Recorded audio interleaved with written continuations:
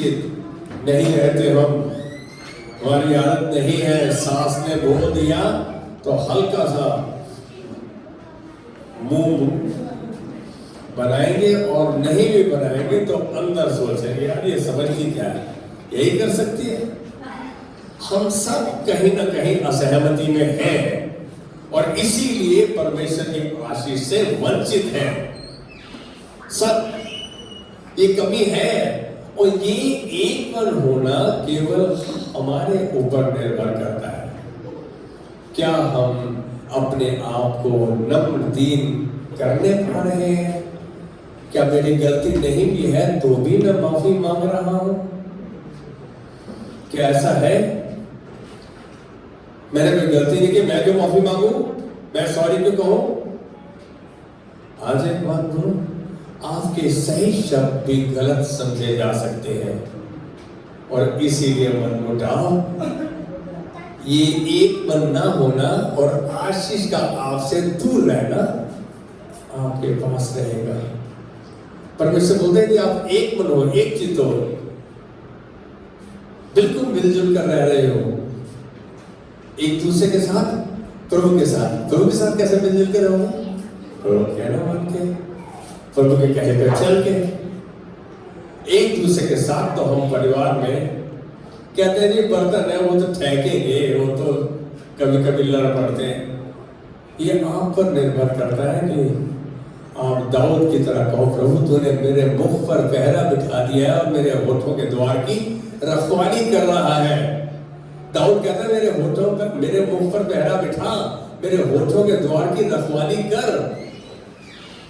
हम कहते हैं, हम तो मुंह खोल देते हैं, चाहे पति हो या पत्नी, चाहे भाई हो या बहन, चाहे भाई हो या भाई। हम 1 मिनट लगाते हैं न्याय करने में। ये सामर्थ्य परमेश्वर ने हमें बख्शी है कि हम एक मन एक चित्त होकर रहने की कोशिश करें। मेरी बात को समझ रहे हैं? आप में से मेरे साथ सहमत हैं? आज दिखाऊंगा कैसे संकट के समय में मेरी नजर कहां है, जरूरत के समय में कहां है मेरा ध्यान।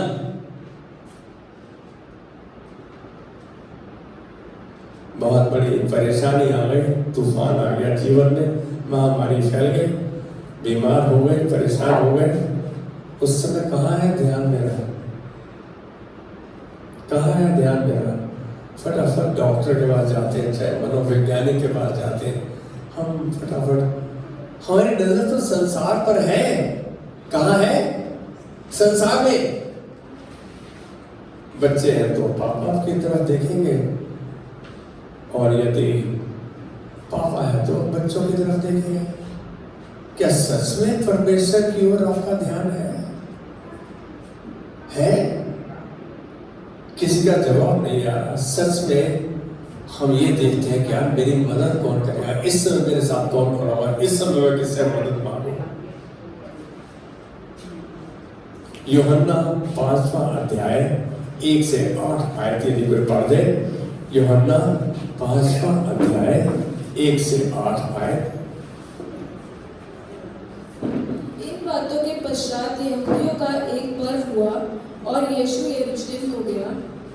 यरूशलेम में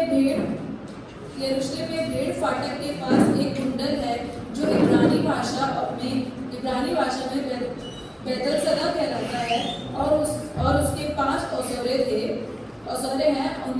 इनमें बहुत से बीमार, अंधे, लंगड़े और सूखे अंग वाले पड़े रहते थे, क्योंकि नियुक्त समय पर परमेश्वर के स्वर्गदूत कुंड में उतरकर पानी को हिलाया करते थे, और पानी हिलाते ही जो कोई पहले उतरता वह चंगा हो जाता, और जो चाहे उसकी बीमारी क्यों ना हो। वहाँ एक मनुष्य था जो 48 वर्ष बीमार पड़ा था। यीशु ने उसे पड़ा हुआ देखकर, यह जानकर कि वह बहुत दिनों से इस दशा में पड़ा है, उससे पूछा, क्या तू चंगा होना चाहता है? उस बीमार ने उत्तर दिया, हे प्रभु, मेरे पास कोई मनुष्य नहीं कि जब पानी हिलाया जाए तो मुझे उस कुंड में उतारे, परंतु मेरे पहुंचते पहुंचते दूसरा मुझसे पहले उतर जाता है। यीशु ने उससे कहा, उठ, अपनी खाट उठा और चल फिर। आज हम देख रहे हैं इस 38 साल से पड़े बीमार को, वही पड़ा है। यहां हम बेत्सैदा की ओर ध्यान लगाते हैं, अपने दिमाग को आकर्षित करते हैं। बेत्सैदा को दया का घर कहा गया है, हाउस ऑफ मर्सी। यह स्थान यरूशलेम में है। यह कुंड भेड़ फाटक पर है। कुंड है, तालाब है। यूहन्ना के अनुसार जो हम पुस्तक में पढ़ रहे हैं, यहां बहुत से बीमार, लंगड़े, सूखे अंग वाले पानी के हिलने की आशा में पड़े रहते हैं। ऐसा माना जाता था कि नियुक्त समय पर परमेश्वर के स्वर्गदूत कुंड में उतरकर पानी को हिलाया करते थे। पानी हिलते ही जो कोई पहले पानी में उतरता वह चंगा हो जाता, चाहे उसकी कोई बीमारी क्यों न हो। यूहन्ना के अनुसार यह स्थान उस समय था जिसका वर्णन पवित्र शास्त्र में है। ऐसा था, वर्णन है, हद की बात है। लेकिन आज यरूशलेम में यह स्थान खंडर है, कुछ नहीं है वहां पे। हद की बात है। आज के समय में इस स्थान का सच्चाई से जोड़ना मुश्किल हो रहा है। अब वो कुंड ही नहीं, पानी कौन हिलाएगा और कौन उसमें कूदेगा और कौन चंगा होगा, किसकी बीमारी ठीक होगी, आज वो स्थान ही नहीं है। तो फिर ये बाइबल में उसका रेफरेंस क्यों है, क्यों उसके बारे में बोला गया है? मैं समझता हूं कि इसका कुछ न कुछ कारण जरूर है। स्वर्गदूत उस समय इन बीमारियों के लिए डॉक्टर की तरह थे। ध्यान रखना, स्वर्गदूत उस समय इन बीमारियों के लिए डॉक्टर की तरह थे। वहां कंपटीशन की आत्मा थी, प्रतिस्पर्धा की आत्मा थी, जलन की आत्मा थी, न्याय करने की आत्मा थी। उस कुंड के आसपास कौन थे? आप और मेरे ऐसे लंगड़े, लूले, सूखे अंग वाले बीमार, जिसकी बीमारी का कोई इलाज नहीं था। अकेलेपन का माहौल था, एक दूसरे से जलन, ईर्ष्या रखते थे। कौन? ये सब बीमारों की आंखें पानी पर लगी रहती थी कि कुंड में कब पानी हिलेगा, ऐसे गिद्ध की तरह नजर रहती थी। तब कौन भागकर कुंड में कूदेगा सबसे पहले? हद की बात। इसी समय यरूशलेम में यहूदियों का पद था, जब ये कुंड के आसपास लोग आपस में कंपटीशन में एक नजर दूसरे पर, एक नजर पानी पर लगी हुई है कि यदि ये कूद ना जाए, मैं जाऊं, देखूंगा इस बार तो कैसे जाएगा। अरे भाई, आपस में जलन की, यदि ये चला जाए तो ये ठीक हो जाएगा। उसे खुशी नहीं, मैं ठीक नहीं हुआ, मैं बीमार हूं, मैं 38 साल से पड़ा हुआ हूं। इस समय यरूशलेम में यहूदियों का पर्व था, आनंद मनाया जा रहा था, जबकि यहां कुंड के आसपास धक्का मुक्की चल रही थी। मेरी बात को ध्यान से सुनना। सभी कोशिश कर रहे थे कि कुंड में पहल करें। कुंड के आसपास तनाव का सा माहौल था, टेंशन थी, बहुत ज्यादा जलन, ईर्ष्या, वैर, अकेलापन था। यहां हम देख रहे हैं एक आंख पानी पर और दूसरी आंख मनुष्य पर, और यहां यह व्यक्ति अकेला और निराश 38 साल से इस दया के घर में पड़ा हुआ था, परंतु दया नहीं मिली उसे। House of mercy. क्या आप अपनी पहचान इसके साथ बना सकते हैं? मैं कहूंगा कि जब सब ठीक ठाक है उस समय हम मनमानी करते हैं, और जब परेशानी में फंस जाते तो पुकारने लगते हैं। नकल मारने वाला हिसाब है। यदि नकल मारते हुए पकड़ा गया तो पैरों में पड़ जाएगा। सर, मैं तो पंप लेके आया था लेकिन चला नहीं है, तो आया नहीं। हमने लाया तो नकल मारने के लिए था, क्या पैरी पड़ जाएंगे? यही हिसाब है, बीमार हो गए, परेशान हो गए तो परमेश्वर के पास आए। वैसे तुम्हारा जीवन कहाँ है? कहाँ सुनते हो परमेश्वर की? कहाँ उसकी संगति में रहते हो? कहाँ उसका कहाँ मानते हो?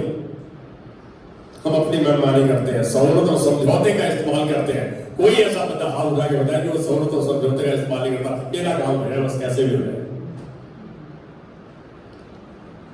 सच बात है ये। यहां देख रहे हैं कि इस 38 साल से पड़े अकेले बीमार को दया नहीं मिली। कोई आप में से ऐसा है जिसकी बीमारी बहुत पुरानी है और उसको परमेश्वर से चंगाई नहीं मिली? बीमारी खाली शारीरिक नहीं है, मानसिक भी, आर्थिक भी, स्वाभाविक भी, भावनात्मक, कैसी भी, व्यवहारिक कैसी भी बीमारी हो सकती है। क्या आप उसके भावों की दुर्दशा को, उसकी परिस्थिति के बारे में सोच सकते हैं? उस व्यक्ति के बारे में सोच सकते हैं वो व्यक्ति के क्या भाव होंगे, कैसा सोचता हूं, कैसा महसूस करता हूं? क्यों दिन, महीने, वर्ष बीत गए, इस व्यक्ति के लिए कोई दया नहीं? क्या यह सच में सुसमाचार है? मैं पूछ रहा हूं। 38 साल से पड़े इस व्यक्ति का जो परिस्थिति, क्या उसके लिए सुसमाचार है ही नहीं है? क्या स्वर्गदूत सच में अपनी महिमा नहीं करवा रहे थे? जब चाहते थे पानी को हिलाते थे। ये ऐसा माना जाता था, ऐसा विश्वास था या नहीं मुझे नहीं मालूम, पूर्ण था, कुछ तो मकसद था प्रभु का। इसके बजाय कि परमेश्वर की महिमा हो, वो अपनी महिमा करवा रहे थे। स्वर्गदूत डॉक्टर बने हुए थे उस समय की बीमारियों के लिए। विडंबना तो यह है कि लोग परमेश्वर के मंदिर को दया का घर नहीं कहते, वो परमेश्वर घर को दया का घर नहीं कह रहे थे। वे लोग इस बेतसैदा, इस कुंड को दया का घर कह रहे थे। यही दिक्कत है। कुंड को दया का घर माना जा रहा था, परमेश्वर के घर को दया का घर नहीं माना जा रहा था। उसको नहीं समझ रहे थे। उनके दिमाग की सोच संसार पर, उस कुंड पर थी। आपस में मिले रहे, ये तो होता रहे। देखो क्या ही भली और मनोहर बात है। क्या आप समझते हैं कि ये वचन उस समय नहीं था?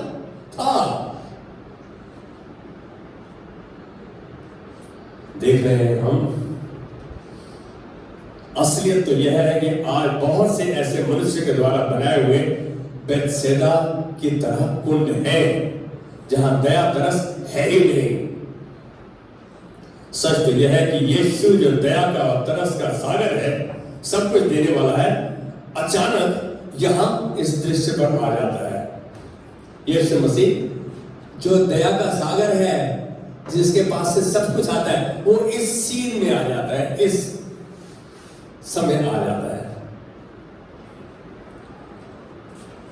अचानक यहां इस कुंड पर पहुंचता है और यीशु इस 38 साल से पड़े बीमार मनुष्य से प्रश्न पूछता है। ध्यान से सुना, क्या तू चंगा होना चाहता है? कितना बेतुका प्रश्न है। How odd this question is. वो काहे के लिए पड़ा वहां पे? मैं किडनी के, जिसकी दोनों किडनी चेंज हुई थी, उस शख्स को, बहुत अमीर, शायद 1000 करोड़ से ऊपर का व्यक्ति, उसको जब मिलने गया तो मेरी आंखें में चुनौती दूंगा, क्या तू यीशु को जानता है? क्या उस पर विश्वास करता है? मालूम उसने कहा, और मेरी जमीन कैसे गई। कहता है, आप यहां क्यों हो? आप यहां क्यों हो? मैं विश्वास करता हूं तो तुम्हें मैंने अपने घर पे आने दिए। मैं बोला, मैं फिर भी चुनौती देकर तेरे मुंह से सुनना चाहूंगा, क्या विश्वास करता है?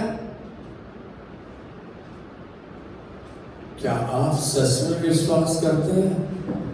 इधर उधर मन नहीं जाता? अभी ऐसे हो गया तो एक शख्स, मैं लड़की कहूंगा, नई शादीशुदा लड़की थी, मेरे मिसेस के साथ काम करती थी। अचानक उसके पेट में दर्द हुआ 14 अगस्त को, और उसको रात को नर्सिंग होम में ले गए। नर्सिंग होम में देखा तो 8 इंच बड़ा ट्यूमर उसके पेट में था। और वो ले गए, उन्होंने फटाफट बोला इसका ऑपरेशन कराओ। गंगाराम में ले गए, ऑपरेशन करा लिया। अब ऑपरेशन हो गया तो जो जहां मेरे मिसेस और वो टीचर थे, उसकी प्रिंसिपल ने फोन किया उसको, कहते टंडा साहब, उस लड़की का ऑपरेशन हुआ है, आप राज जी को लेके जाना, रात मेरी मिसेस का नाम था, उनको लेके उसको मिलने के लिए जाना। उसको क्या महसूस हुआ मुझे नहीं मालूम।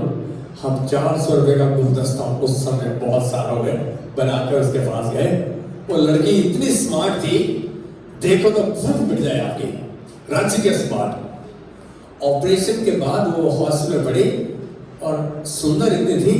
मैंने उसको बोला तेरा ऑपरेशन के बाद इतनी सुंदर है, डॉक्टर तो वैसे ही गिर जाते होंगे यहाँ पे। हल्के से मुस्कुराए। उसका हस्बैंड मेरे को बाहर लेके आ रहा है, कह रहा है इसका जो ट्यूमर था ना कैंसर स्टेज 3 भी है, कैंसर स्टेज 3 भी है, मेरे साथ चलोगे, एम्स चलोगे। मैंने उसको बोला क्या बकवास कर रहा है, मेरी पत्नी साथी, मैं स्टेज 4 क्रॉस कर चुकी है, मेरे साथ है, अभी भी जिंदा है। परमेश्वर में विश्वास कर। हम विश्वास नहीं करते, ट्यूमर को देखे जाते हैं, बेसदा के कोड को देख रहे हैं, यीशु मसीह को देख रहे हैं। यीशु मसीह सीन में जब पहुंच जाता है, कहता है तो चंगा होना चाहता है। अब वो अपनी बहानेबाजी मार रहा है, वो अपनी परिस्थिति बता रहा है, अपने उस परिस्थिति को बता रहा है कि वो नहीं जा पाता, नहीं कूद पाता। अब यहां हम देख रहे हैं कि ये शख्स से जब यीशु पूछता है कि तू चंगा होना चाहता है, वो कहता है मैं जब पानी हिलता है तो कोई और चला जाता है, फिर मैं। अबे बोला चंगा होना चाहता है तू? उसने बेत्सेदा पर तो 38 साल लगाए, आज यीशु उसके सामने आ गया, उसको चंगाई मिल गई। यीशु ने बोला अपने खाट उठा, चल फिर। अरे तिमाही का पुत्र बरतिमाही के समय में भी कुंड थे, वो कुंड में नहीं है, अंधा था, लेकिन उसने यीशु मसीह से मिला और कहा वो दाऊद की संतान मुझ पर दया कर। वो शख्स यीशु मसीह रुक गया, 5000 लोगों के साथ जाता, कहता इसको मेरे पास लेके आओ, और उसको बोलता है क्या चाहता है तू मैं तेरे लिए करूं? कहता है प्रभु ये कि मैं देख लूं। उसने सुना था यीशु मसीह चंगा कर सकता है, उसने उसके बारे में सुना था। यहां तिमाही का पुत्र बरतिमाही चंगाई पा गया यीशु मसीह से मिलके। उस बेत्सेदा के उस मनुष्य वाले कि आज कोई पास्टर आएगा, कोई भविष्यवाणी करेगा, कोई प्रचार करेगा, कोई बड़ा पादरी आएगा, मेरे ही आएगा, वो मेरे लिए प्रार्थना करेगा। हम तो संसारिक चीजों पर ध्यान लगाए हुए हैं। हमारा ध्यान कहाँ है हमारी जरूरत के समय में? क्या सच में मैं अस्वस्थ हूं? पक्का हूं कि मेरा रिश्ता मेरा प्रभु के साथ और मेरा विश्वास प्रभु पर 100% है, वो करेगा।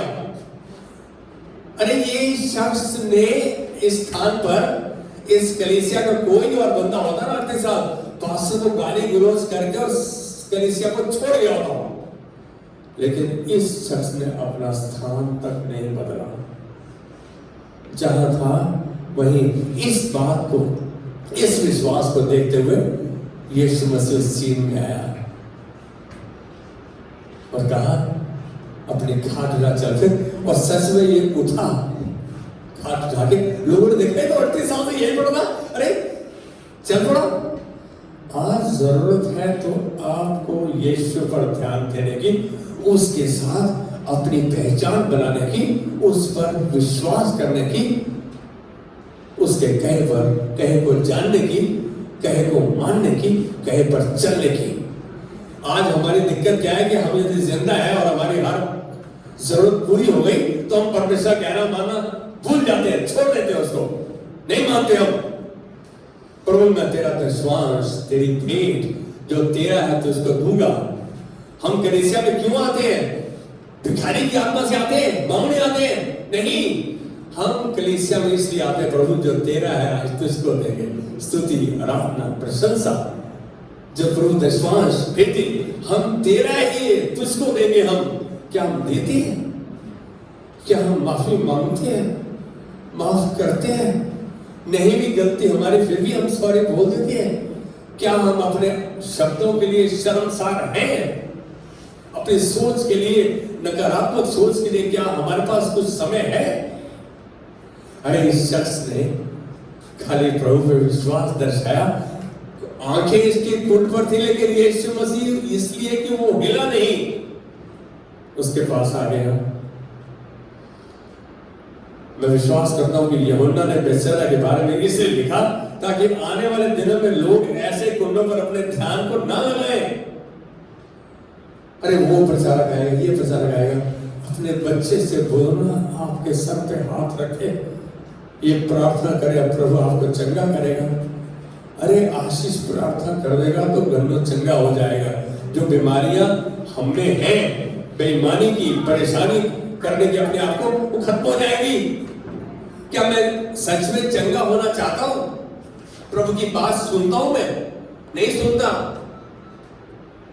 मैं तो वो करता हूं जो मुझे सूट करता है, सहूलत और समझौता। बिल्कुल सच बात है। यहां इसलिए कि हम लोग ऐसे कुंडों पर, ऐसे व्यक्तियों पर, ऐसे जन पर ध्यान न लगाएं, लेकिन जीवते जीवन के स्रोत यीशु पर अपने मनों को केंद्रित करें, उसके वचन पर ध्यान लगाएं। संसार का तो नियम है भाई, जो लाइन में पहले लगेगा नंबर उसी का है। जो प्रथम श्रेणी में आ गया, जो पहला स्थान है मेरिट में, उसी को याद किया जाएगा, बाकी किसी को नहीं। जो गैस सिलेंडर की लाइन में लगा हुआ है, पहला सिलेंडर उसी को लगा जिसका पहला नंबर है। यीशु का नजरिया अलग है, अलग रहा। स्वर्गदूतों ने भी तो यही किया, लेकिन यीशु ने ऐसा नहीं किया। यीशु ने संसार की रीति से उलट किया, क्योंकि ऐसा लिखा है जो सबसे पीछे है पंक्ति में, वे सबसे पहले परमेश्वर के राज्य में प्रवेश करेंगे। जो सबसे पीछे है सबसे पहले प्रवेश करेंगे। भाई, क्या आप विश्वास करते हो? क्या आप विश्वास में चलते हो? क्या प्रभु का कहना मानने के लिए, जानकार होने के लिए तैयार हो? या अभी भी नहीं प्रभु करूंगा तो मैं वही जो मैं करना चाहता हूं? तो फिर भाई समस्या, तनाव, दबाव, परेशानियां, महामारियां ये बिना बुलाए आपके पास आएंगी। मेरी बात को समझ रहे हैं आप? ऐसे कुंड इसलिए बने थे कि आज के समय में हमारा ध्यान यीशु पर हो, ऐसे कुंडों पर नहीं, ऐसे पादरियों पर नहीं, ऐसे प्रचारक पर नहीं, ऐसे भविष्यवक्ताओं पर नहीं। हम तो यही कहते हैं मेरे लिए तो कोई भविष्यवाणी हुई, भाई अविश्वासी लोग इन चीजों की ओर देखते हैं। यदि आपको समझ आ जाए तो शायद वचन को समझो। सच कहे, यदि आप में से कोई ऐसा होता तो कब का भाग गया होता, लेकिन इस व्यक्ति ने अपना स्थान तक नहीं बदला, नहीं छोड़ा। उसकी दृष्टि, आंखें, नजर कुंड पर थी। वो तो मौका ढूंढ रहा था, लेकिन उसे यीशु से मौका मिला। किससे मौका मिला? यीशु से। अरे भाई, और वह चंगा हो गया। आज हम मौका यीशु के पास देख रहे हैं या संसार में देख रहे हैं? मैं ये नहीं कह रहा पादरी, प्रचारक ये प्रार्थना करते हैं तो प्रार्थना नहीं सुन जाएगी, क्योंकि वो परमेश्वर के वचन के संपर्क में। उनकी कोशिश ये रहती है कि परमेश्वर का वचन इनको बताया जाए, मैं अवगत हूं, मैं उस पर चलूं, ये भी चले। ऐसा क्यों लिखा बाइबल में? देखो क्या ही भली और मनोहर बात है, जब भाई लोग आपस में मिले रहे। हमें मिले रहने के लिए, एक दूसरे के साथ जल करने के लिए, एक दूसरे के साथ सहमति में रहने के लिए किसी भी हद तक बतलाया गया है, समझाया गया है। यदि हम सदा के जीवन की आशीष को महसूस करना चाहते हैं, उसमें बने रहना चाहते हैं, क्या बात है। उसे उस कुंड में जाने कूदने का मौका ही नहीं मिला, लेकिन इस विश्वास को देखते हुए यीशु उस दृश्य पर आ पहुंचा। क्या आपका विश्वास अटल है? क्या आप सालों साल से किसी समस्या के समाधान की आशा में हैं? विश्वास में टिके रहे, यीशु आपके पास आएगा। मैं इसका एक वचन बता रहा हूं, यिर्मयाह 29 का 11-12 कहता है, जो कल्पनाएं मैं तुम्हारे विषय करता हूं उन्हें मैं जानता हूं, वे हानि के नहीं वरन कुशल ही है। अंत में मैं तुम्हारी आशा पूरी करेगा। जब तुम जान लोगे तब तुम मेरे पास आओगे, मुझसे प्रार्थना करोगे, मैं तुम्हारी सुनूंगा, तुम ढूंढोगे पाओगे। क्यों बोलते हैं? जब तुम संपूर्ण मन से मेरे पास आओगे तो मैं तुम्हें मिलूंगा, यीशु मसीह विश्वास का प्रतिफल दिखा रहा है यहाँ पे। कहता है मैं मिलूंगा तुम्हें, तुम ढूंढ रहे हो पा रहे हो वो अलग है, लेकिन यीशु मसीह आपके पास आ रहा है, बिल्कुल अलग है। मेरी बात को सुन रहे हैं?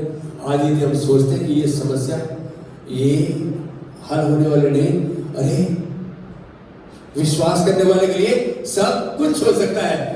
मरकुस 9:23 का बी पार, विश्वास करने वाले के लिए सब कुछ में सब कुछ है, कोई ऐसी चीज नहीं जो शामिल ना हो। लेकिन उसे यीशु से मौका मिला, वो बच्चा क्या हो गया। मैं शुरू यही से किया था, संकट के समय में, परेशानी के समय में, विपत्ति के समय में मेरा ध्यान कहाँ है, मैं कहाँ देख रहा हूं, किससे आशा कर रहा हूं।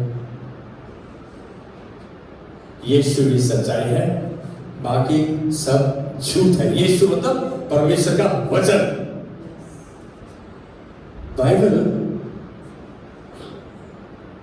ये बाइबल क्या है?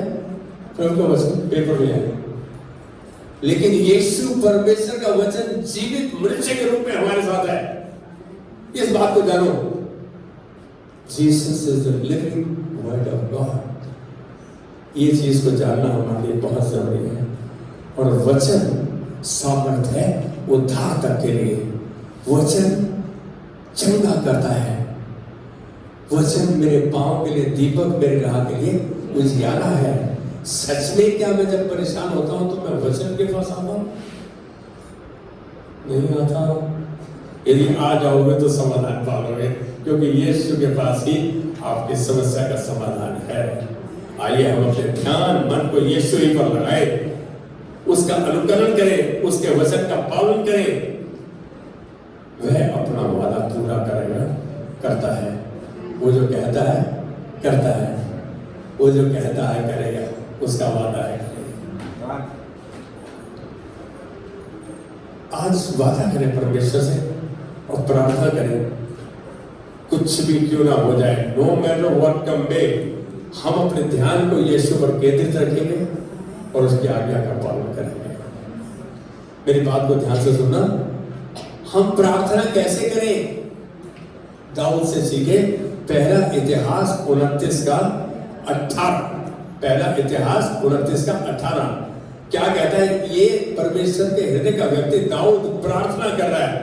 कहता है, हे यहोवा, हे हमारे पुरखा अब्राहिम, इजाक और इजराइल के परमेश्वर, अपनी प्रजा के मन के विचारों में ये बात बनाए रख और इनके मन अपनी ओर लगाए रख।